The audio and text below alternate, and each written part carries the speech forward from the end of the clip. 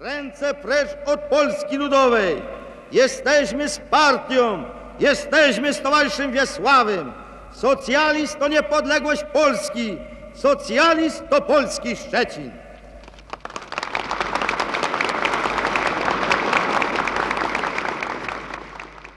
Przyjrzyjmy się bliżej prawdziwemu obliczu ideowemu tych, którzy z pełną gębą frazesów o wolności i demokracji, o rzekomym antysemityzmie i nacjonalizmie misternie rękami polskiej młodzieży chcieli wykopać grób Polsce Ludowej.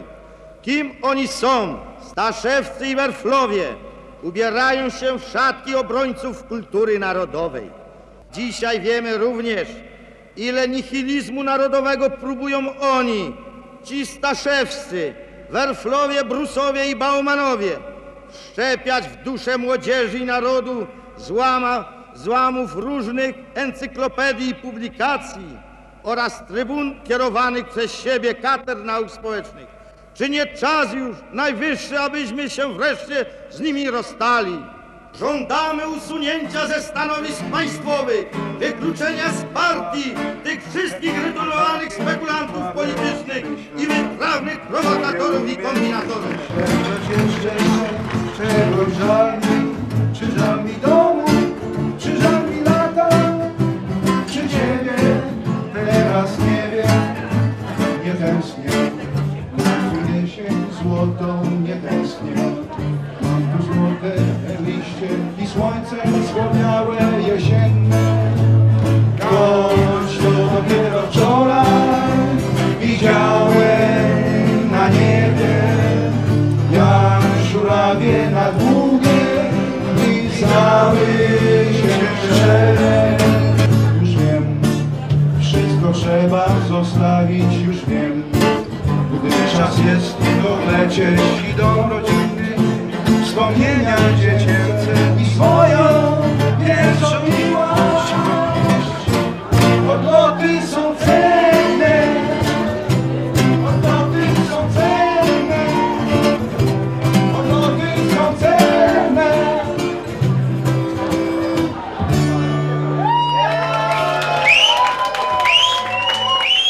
To były początki w ogóle tego typu muzyki w Polsce. No, pamiętam, jak myśmy mieli ten występ w Zamku Szczecińskim, to myśmy byli jak gdyby przed zespołem i później był Niemen, czy już nie pamiętam, Niebiesko-Czarni, czy jakiś zespół.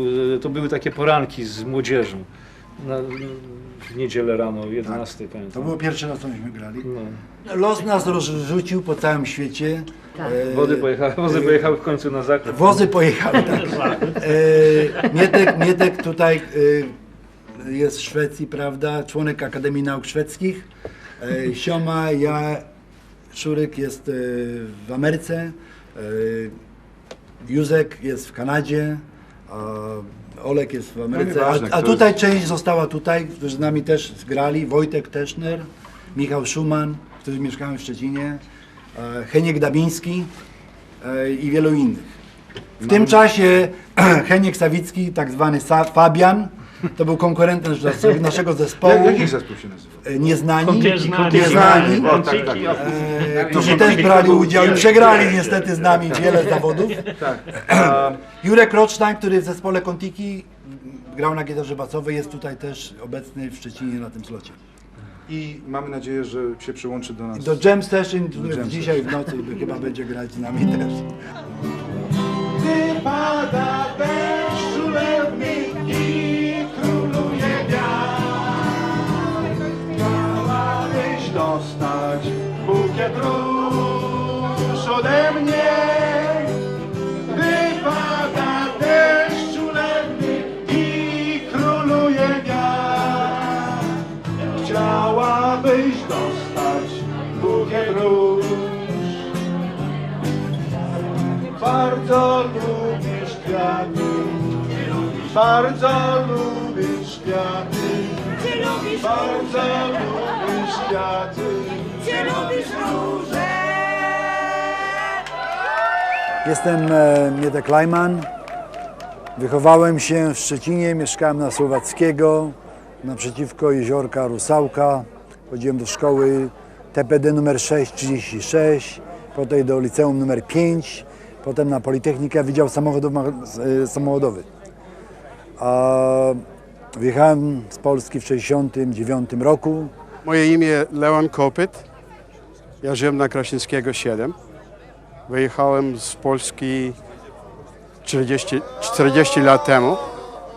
Teraz ja żyję w Filadelfii, w United States. Jak wiadomo, to my zawsze lubimy się bawić razem. Żeby być razem, to trzeba coś razem zrobić. A co się robi razem? Razem się śpiewa i tańczy. A Wenusialo!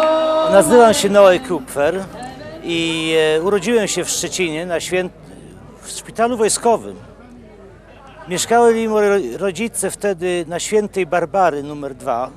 Nazywam się Helena Kazaryna, rosyjskie nazwisko, i przyjechałam tutaj z moim mężem, Noem, który urodził się w Szczecinie i który właśnie dzisiaj, on wyjechał ze Szczecina mając 1,5 roku i dzisiaj było jego wielkie przeżycie, bo po 50 latach pokazali mu dom, w którym on mieszkał od 10 dnia życia do 1,5 roku życia, zanim wyjechali do Warszawy. I on miał wspomnienie tego domu, w którym mi opowiadał, widzisz, to szary dom, mówi, tam była jakaś woda, tam był jakiś płot i ja nie wiem, czy ja to naprawdę pamiętałem, czy to mi się wydawało. Właściwie nie byłem pewny, czy ja to pamiętam, czy to była tylko wyobraźnia. Ja nie mogę tego opisać. To jest...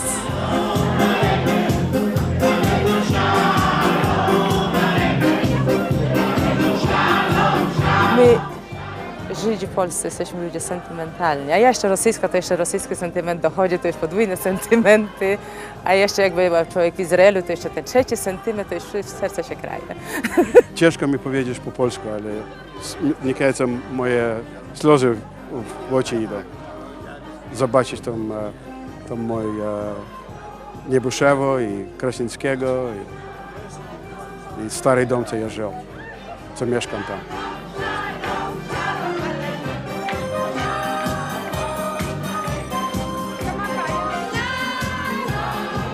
Nie mam żadnych obaw albo obiekcji, jak inni powiedzmy jakieś obawy mają, powrotów. Czasami powroty są bolesne, wspomnienia nie są zawsze takie ciekawe, ale my wracamy do tych milszych wspomnień.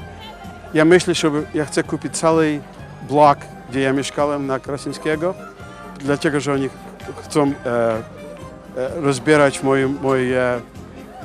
moje mieszkanie. A ja chcę, żeby było. Może ja kupię cały blok tam, żeby postawić tablicę dla moich rodzin.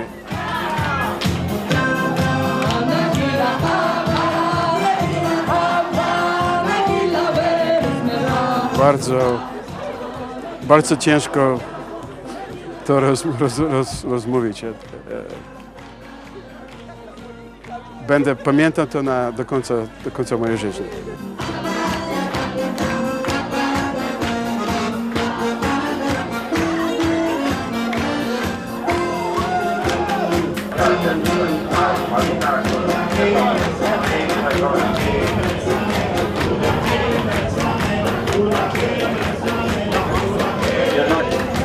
Jego produkcja była jak gwiazd miasto została czerwona gwiazda na dziobie.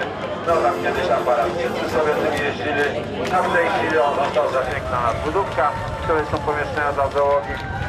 Pod nadbudówką jest silnik ze śrubą i sterem. Moje nazwisko Pietek Lisak. Jestem z Niebuszewa, ze Szczecina. Urodziłem się w Szczecinie. Mieszkałem na ulicy, na różnych ulicach, ale ostatnio przed samym wyjazdem mieszkałem na ulicy Heleny. Nie pamiętam numeru nawet, ale coś koło 20, na pierwszym piętrze. Siemion Zakalik. Mieszkałem w Szczecinie na Niebuszewie. Wyjechałem ze Szczecina w 1969 roku w lutym. Po skończeniu 4 roku Wydziału Elektrycznego na Politechnice Szczecińskiej. Nazywam się Bela z domu Chorowicz. Urodziłam się w Szczecinie, na Żelechowie podobno. Jeszcze tam nie byłam, musiałabym tam pojechać i zwiedzić. Mieszkałam na Niebuszewie, na ulicy Barnima. Kilka osób jest stąd, które tu przyjechały z Barnima. I wyjechałam ze Szczecina w 1968 roku, ale na początku 1968 roku, w styczniu, do Francji. Zakończyłem studia Wydziału Elektryczności w Stanach i przez ostatnie 5 lat pracuję jako dyrektor fabryki produkującej koła samochodowe dla Forda, Chryslera i General Motors. Skończyłam szkoły, skończyłam studia, bo wyjeżdżając ze Szczecina już byłam na 4. roku chemii w Politechnice. Zaliczyli mi jednak w Paryżu kilka lat i skończyłam Uniwersytet des Sciences, dziedzinę chemii. Ale nie pracuję w moim zawodzie, pracuję w informatyce w Ministerstwie Komunikacji.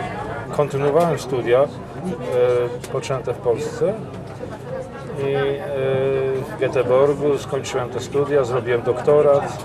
W tej chwili mam profesurę, pracuję na uczelni technicznej na Chalmersie, tak zwanym w Göteborgu. Prowadzę badania naukowe przede wszystkim. Mam grupę dosyć sporą. No, jestem członkiem Akademii Nauk Szwedzkiej, także zrobiłem karierę naukową. Cały ten dom zanurza się w wodzie, wtedy statek wpływa pomiędzy baszty. Jest to największy czynny lotnik pływający na Bałtyku, mogący pomieścić statki tak zwane Baltimaxy. Ja się czułem w Szczecinie jak w domu, że tak powiem. Ja byłem studentem wtedy, żyłem w pełni tego, co można przez to zrozumieć. Kontrasty. Pinokio w Szczecinie to był mój drugi dom.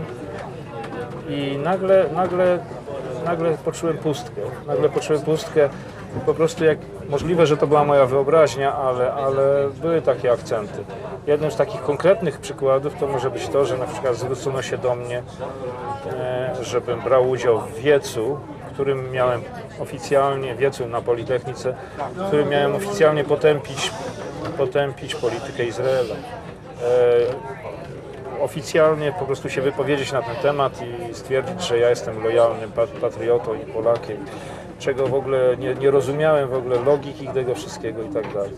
Po prostu trzeba wierzyć, że to jakieś było przeznaczenie, że pewne rzeczy musiały się stać, czy musiały, czy nie, stały się i jako konsekwencja spowodowały ten nasz wyjazd z Polski.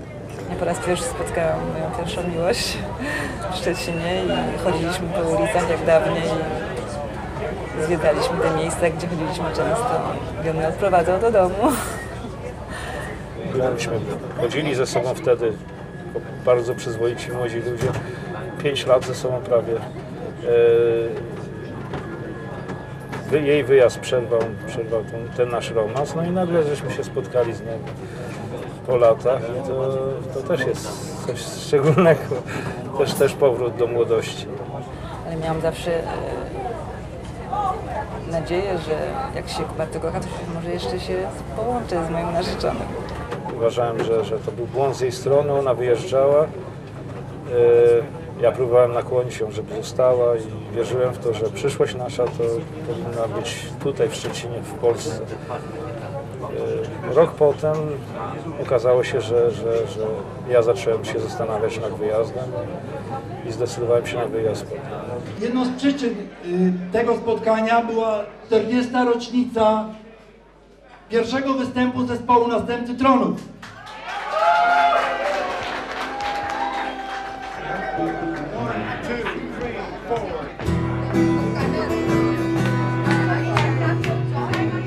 Gdzie jest mój ojciec i moja matka?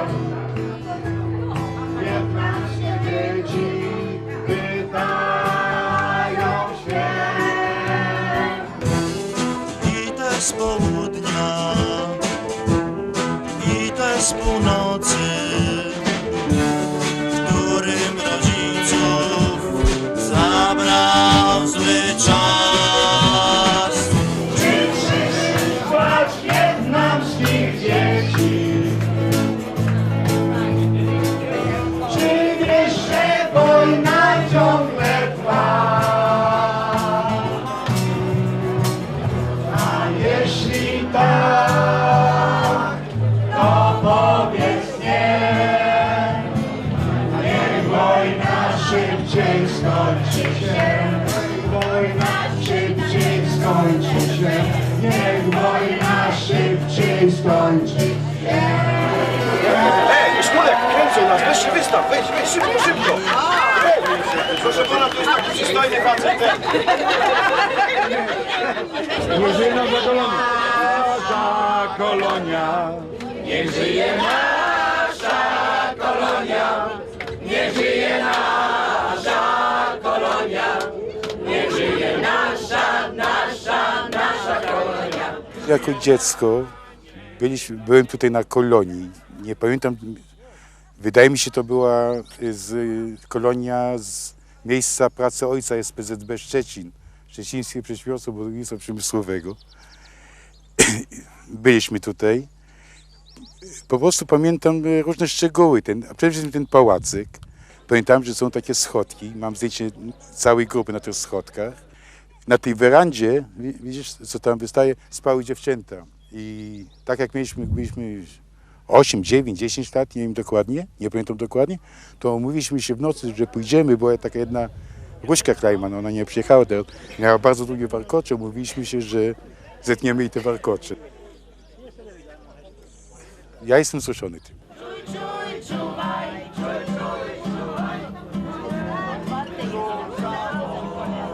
Nazywam się Józef Sternberg. Rodzice wrócili w 1947 roku i od razu na Niebuszewo. Mieszkałem wszystkie lata na Niebuszewie, ulicy Nertowicza 1.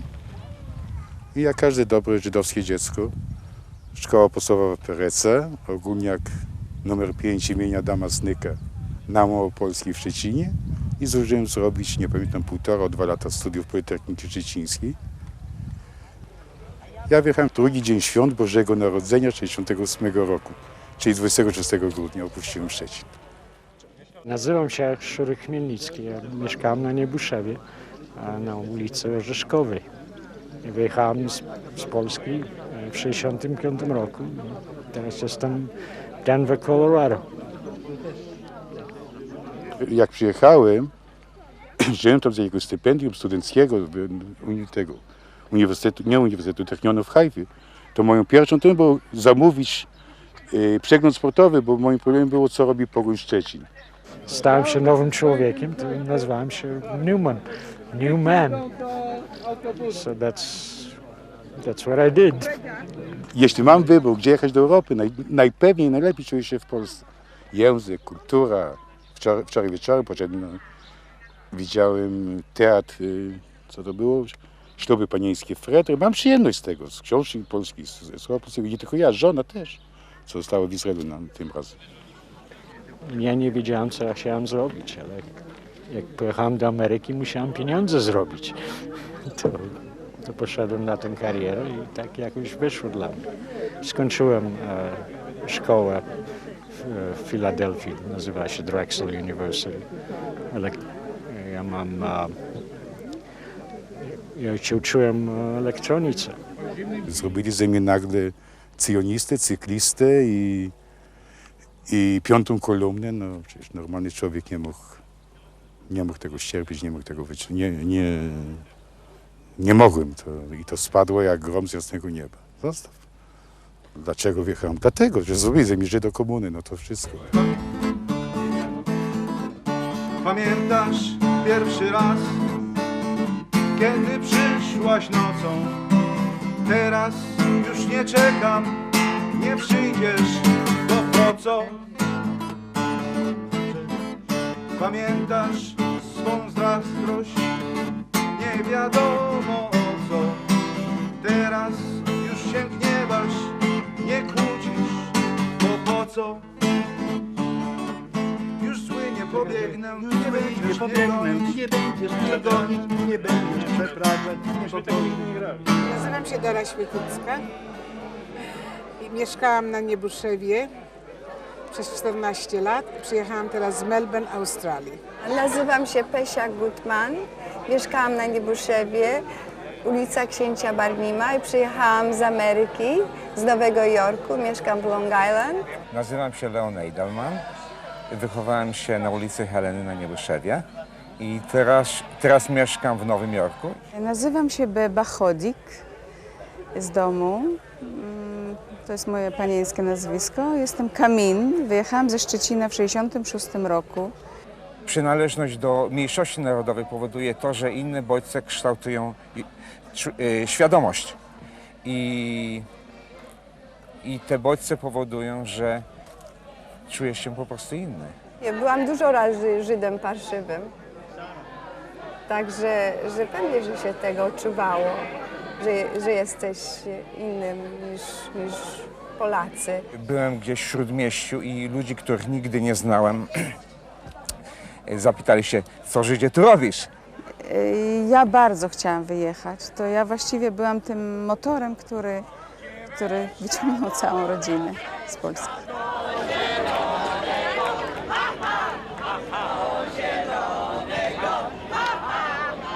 Nazywam się Roman Rosenstadt i pochodzę ze Szczecina. Wychowałem się na Pogodnie i w 1975 roku opuściłem Szczecin, Polskę, wyjechałem do Danii. Nazywam się Kirschholz z domu, Kuba. Miałem ksywę za młodu Janek. Nazywam się Freda Męcz, Kirschholz obecnie. Urodziłam się w Szczecinie. Nie będę mówiła, w którym roku. Skończyłem studia, kopałem piłkę tu przez ładne parę lata w Czarnych Szczecin. Myśmy się pobrali w Szczecinie, mieliśmy ślub tradycyjny, żydowski. Knajpę tą zamknęli chyba po tygodniu po tym, jak było wesele. Za duże zarzydzenie było na metr kwadratowy, ja to tak nazywam. Pojechałem do Izraela, tam skończyłem wojsko, wojnę. 2 córy, 1 zamężna. O Polsce nie chciałem w ogóle słyszeć. Polska dla mnie było, jak to mówią Turcy, jok, księżyc. Nie chciałem w ogóle słyszeć. Rzuceni byli ci, którzy stracili pozycję. Oni nie mieli innego wyjścia, stracili pozycję, a w końcu praca jest jedną z podstawowych części życia. Jeżeli człowiek nie ma pracy, nie czuje się potrzebny, to nie ma w ogóle sensu dalej żyć w takim miejscu. Musiałem zrezygnować z obywatelstwa polskiego, wymuszone po prostu. Dostałem bilet podróży do Izraela. Tam od razu dostałem obywatelstwo z powrotem. Jak wróciłem do Polski prowadzić interesy, widziałem, że muszę mieć pomoże mi obywatelstwo polskie, to pomoże mi łatwiej prowadzić interesy tu w Polsce niż na obcy paszport. I jak poszedłem złożyć dokumenty o paszport, to zacząłem genne miałem dosłownie. Jak wziąłem te wszystkie formularze, jeszcze za czasów komuny, co robiłem, gdzie robiłem, z kim się spotykałem, co robiłem w wojsku, ja to przekreślałem. Nie dotyczy, nie dotyczy, nie... Podpis tylko był na samym końcu mój. To i na górze zamiast proszę o nadanie obywatelstwa, napisałem proszę o zwrot obywatelstwa. No i wpadłem na pole minowe. Ja nawet nie wiem, skąd stałam się taką patriotką swojego kraju, bo ja nie należałam do żadnych organizacji, nie cyjonistycznych, ani socjalistycznych. Ja po prostu czułam, że ja chcę wyjechać do mojego młodego państwa i chciałam swoje życie założyć w Izraelu i nie żałuję. Prosili, żebym napisał podanie do prezydenta o nadanie obywatelstwa. I powiedziałem, prezydent może nadać, a ja chcę zwrotu. Jeżeli zabrali się bezprawnie, czy nieprawnie, jak to powiedzieć, to oddajcie. Ciągnęli mnie 5 lat. W 6 roku poszedłem do Rzecznika Praw Obywatelskich. Widocznie on mi z czymś tam pomógł. Bo po 2 tygodniach mnie zawołali, chcieli mi dać obywatelstwo, ale musiałem zrezygnować z izraelskiego. To pokazałem tak jak Amerykanie palcem, żeby się wypchali. Jeszcze raz za nasze spotkanie? Za nasze spotkanie. Okej, za nasze spotkanie. Z młodymi ludźmi nie mam żadnego problemu. Porozmawia się na wszystkie tematy. Nie ma tabu. Ze starszymi czasami mi się nóż otwiera w kieszeni. Bo to są ludzie, którzy przesiąkli komuną i nie wyrosną z tego. Jeszcze raz odnajdziemy się. Jeszcze raz przypomnij, że choć minęło tyle lat, dla nas to jeden dzień. Żydówką zawsze byłam, jestem tak będzie do końca, zostanę. Ale nigdy z tego powodu w Polsce nie miałam przykrości, ani nie odczuwałam, że jestem Żydówką, prawdę mówiąc. I dzisiaj, będąc już 7 lat w Polsce, też się nie spotkałam z takim jakimś... I zawsze wiedzą, wszyscy w moim towarzystwie, w moim środowisku wiedzą, że ja jestem pochodzenia żydowskiego. Nigdy się nie ukrywałam. Mi się dobrze żyje w Polsce, bardzo dobrze żyję w Polsce. Ja nie mam problemu. Ja poprawiam moje sekretarki w pisowni polskiej, czy zwrotach. Bardzo dobrze się czuję w Polsce. Czuję, że to nie jest mimo wszystko moje państwo. Tego nie będę ukrywał. Nie mam żadnych problemów z tego, że jestem Izraelczykiem czy Żydem. Jak się komuś nie podoba, robi ze mną interes, tam są drzwi, może sobie wyjść. Religia mnie nie interesuje, ale ja wiem, że ja jestem Żydówką, że mam za sobą tradycję, która idzie 5,5 tysiąca lat. Taki jest nasz kalendarz. I to jest bardzo, jestem dumna z tego. Żyd z małej litery jest religijny, a Żyd z dużej litery to jest narodowość żydowska. Czyli jeżeli jest się Żydem z dużej litery i Żydem z małej jednocześnie, to jest religijnym Żydem. Nie różni się od ciebie, czy od ciebie, nie wiem nic innego, coś innego. Może święta, tradycja, święta Pesach, święto Rosh Hashana, Nowego Roku naszego, ale bez żadnego związku Rosh Hashana, Nowy Rok w Izraelu, oprócz tego, że Sylwestra świętujemy, to jest normalne w tym całym towarzystwie polskim, to jest rzecz normalna. No. I tak dalej, i tak dalej. Znam domy, co nawet i choinkę małą stawiają, bo to jest, w tym uroczyśmy, w tym wychowaliśmy się. Co znaczy być Żydem? Tak samo jak może powiedzieć Francuz, dlaczego się czuje Francuzem, czy Polak, dlaczego Polakiem, a Chińczyk, czemu Chińczykiem. Normalna rzecz, czuje się Żydem. Jak ktoś chce być Polakiem w Stanach Zjednoczonych, może być.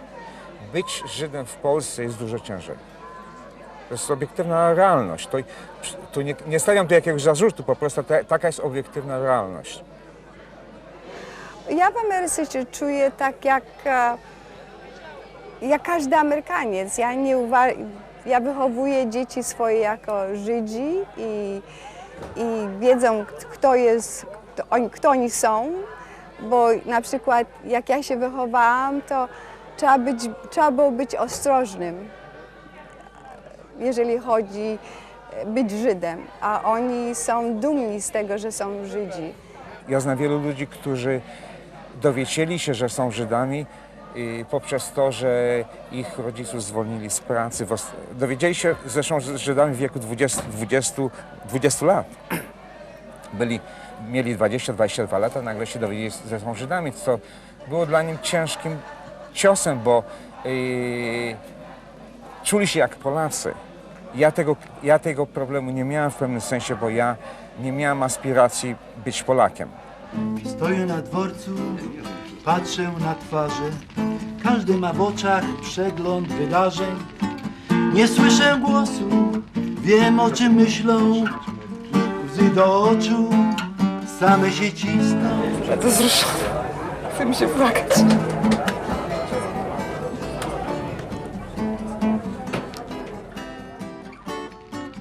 Pociąg nadjeżdża, łzy coraz większe. Żegnamy rodziców, wiosenne deszcze. Czy cię zobaczę? Nie wiem, a chciałbym. Pociąg już rusza, serce mam twarde.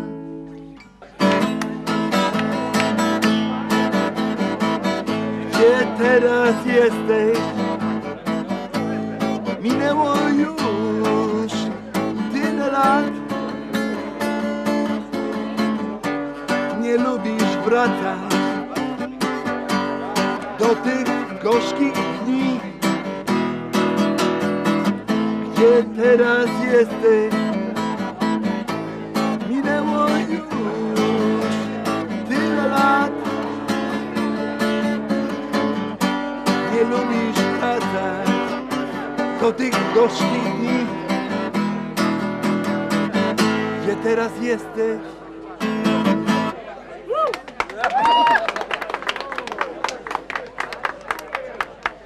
To dla wszystkich tych, co tutaj są.